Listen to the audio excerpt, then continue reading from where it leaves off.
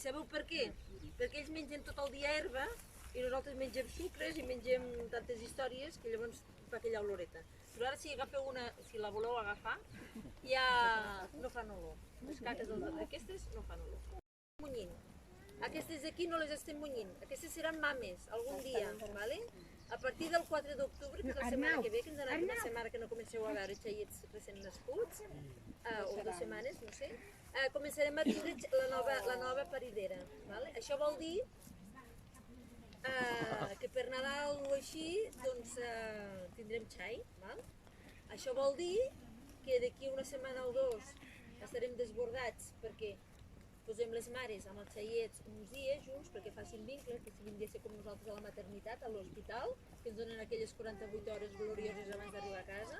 Doncs aquelles 48 hores glorioses tan desitjades està creixent. Ara no té res i quan estigui més alt, quan estigui crescut, llavors hi posarem les ovelles, perquè s'ho mengen. Però ara s'ha sembrat, ara no res ni nada, perquè està pujant. Però el que poseu no és sempre menjar per les ovelles. Sí, clar.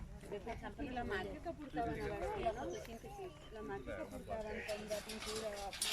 Tinc els iogurts, el que veieu a la nevera... com la mida del nostre el que queda, perquè estem en el moment que tenim menys llet. I a l'octubre, finals d'octubre, ens sobrarà la llet. Per què? Finals d'octubre.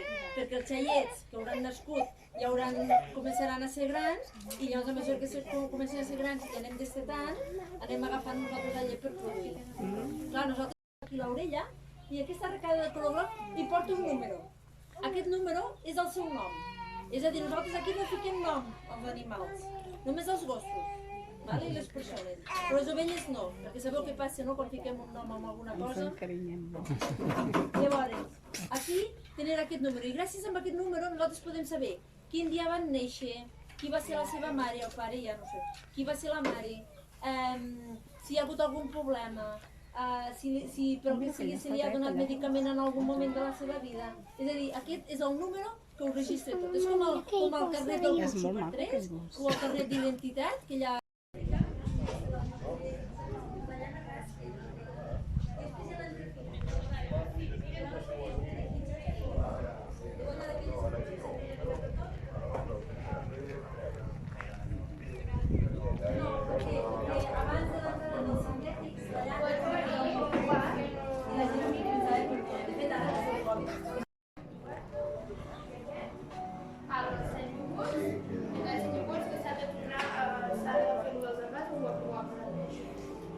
Els envasos ja ho ha fet, ja està. No està bé, però representa que hem de passar-ho aquí. O ja has passat tu? No, està passat però s'ha quedat malament. Aquí de moment no fem res i com hi durant. Sí. Vaig allà acabar la posició.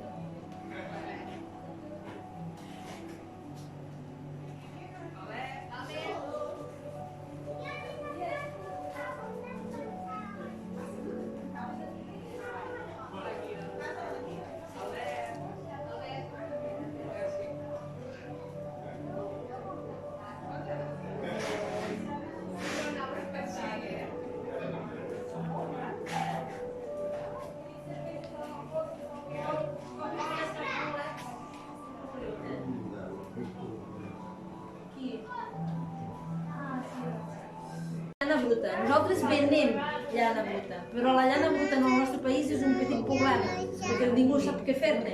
Però aquí la utilitzem. Com la utilitzem? Amb jardineria, amb horta de permacultura, etc. Com amb coixinats. De la mateixa manera que nosaltres utilitzem la palla o tenim l'escorça de pi, etc., la llana també pot fer aquest efecte.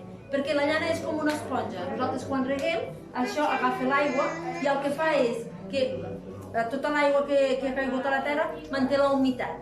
I alhora fa d'aïllant tèrmic. Aquests dies que fa molta calor, en més de tocar el sol directament a la terra, fa com un jersei, com una capa, no? I llavors fa que durant més o menys l'any tinguem més o menys la mateixa temperatura i la mateixa humitat, sí? Però això serveix la llana bruta. A més, com que és biodegradable, al cap d'un any i mig això ja ha sigut menjar de la terra. Es va desfent, es va com desfilant i s'acaba convertint en menjar.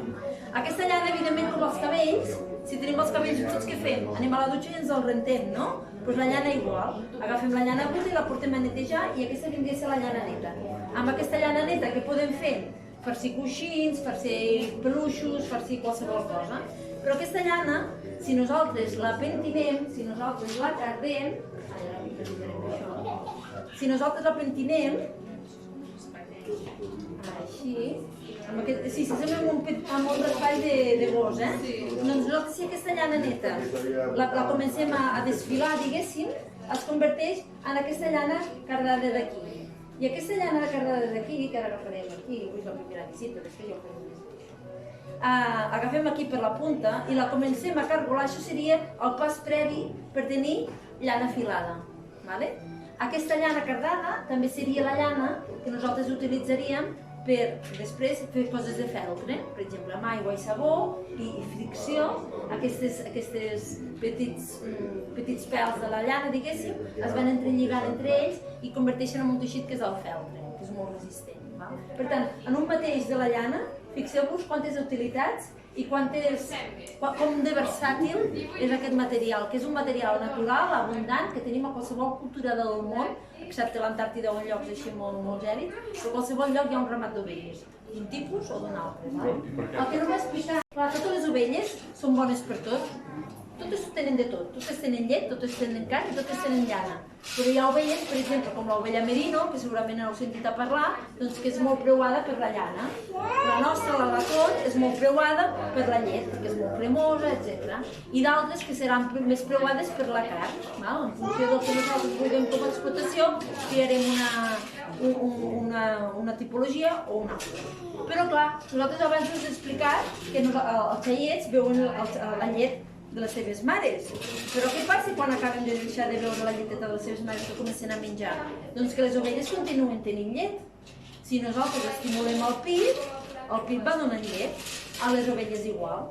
Què fem? Doncs des que neixen, pràcticament, totes les ovelles, encara que siguin alimentant el xai, en algun moment passen per la sala de munyir i van aprenent el ritme.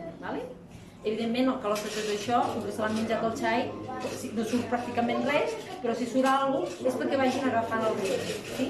I llavors van agafant excedent, anem fent la transició i arriba un moment que com que ja no alimenten el xai, tota aquella llet és la que nosaltres elaborem. La meitat de la nostra llet la venem amb un formatger i l'altra meitat tenim un obrador a la Bisbal d'Empordà que allà elaborem productes làctics. Què podem fer de la llet? A veure, idees de coses que podem fer amb llet. Sí, està net.